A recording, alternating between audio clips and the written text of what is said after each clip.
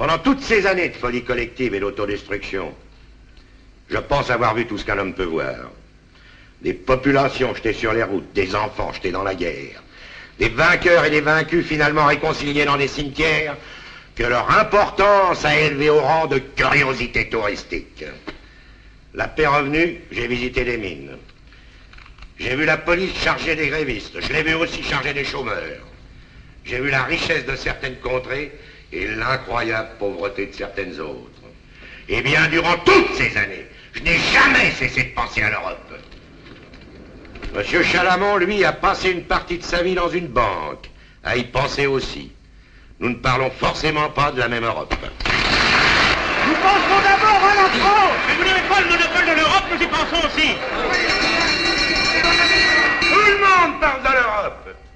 Mais c'est sur la manière de faire cette Europe que l'on ne s'entend plus. C'est sur les principes essentiels que l'on s'oppose. Pourquoi croyez-vous, messieurs, que l'on demande au gouvernement de retirer son projet d'union douanière? Parce qu'il constitue une atteinte à la souveraineté nationale? Non, pas du tout. Simplement parce qu'un autre projet est prêt. C'est faux. Un projet qui vous sera présenté par le prochain gouvernement. Monsieur le Président, je vous demande la permission de vous interrompre. Ah non! Et ce projet, je peux d'avance vous en dénoncer le principe. La constitution de trusts horizontaux et verticaux et de groupes de pression qui maintiendront sous leur contrôle non seulement les produits du travail, mais les travailleurs eux-mêmes. On ne vous demandera plus, messieurs, de soutenir un ministère, mais d'appuyer un gigantesque conseil d'administration.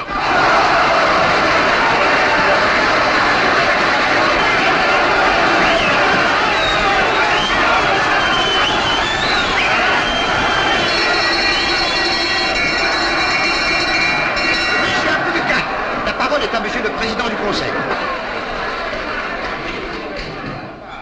Si cette Assemblée avait conscience de son rôle, elle repousserait cette Europe des maîtres de forge et des compagnies pétrolières.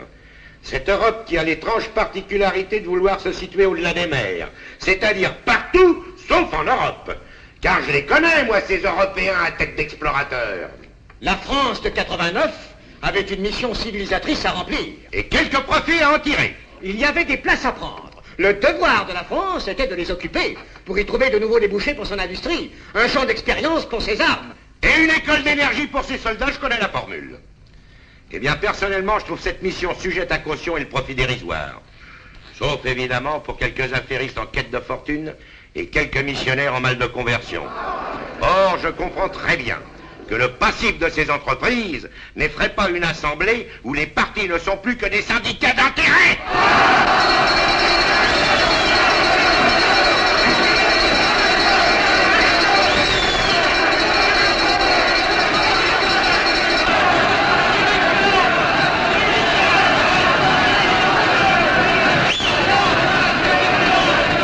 Et l'écoute est un suicide.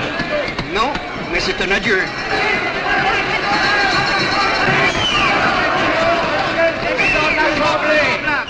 Monsieur le Président de l'Assemblée, je demande que les insinuations calomnieuses que le Président du Conseil vient de porter contre les élus du peuple ne soient pas publiées au journal officiel. Bravo. Il me paraît assez délicat. J'attendais cette protestation. Et je ne suis pas surpris qu'elle vienne de vous, monsieur Jussieu. Vous êtes, je crois, conseil juridique des aciéries Crénaire. Je ne vous le reproche pas. Vous êtes trop bon. Je vous reproche simplement de vous être fait élire sur une liste de gauche et de ne soutenir à l'Assemblée que des projets d'inspiration patronale. Il y a des patrons de gauche. Je tiens à vous l'apprendre. Il y a aussi des poissons volants, mais qui ne constituent pas la majorité du genre.